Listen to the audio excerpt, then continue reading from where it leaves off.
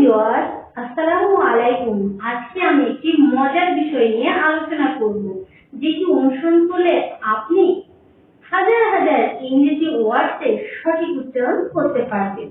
তাহলে দেরি না করে চলে যাই লেসনে। ওয়ার্ড এর শেষে ay থাকলে ay এর উচ্চারণ করতে হবে এই। Example: holiday, Saturday।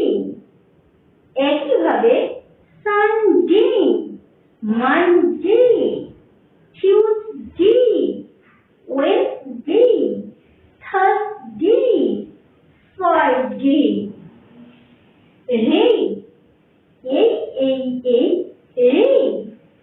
May, hey, day, say, lay, say, bay, okay,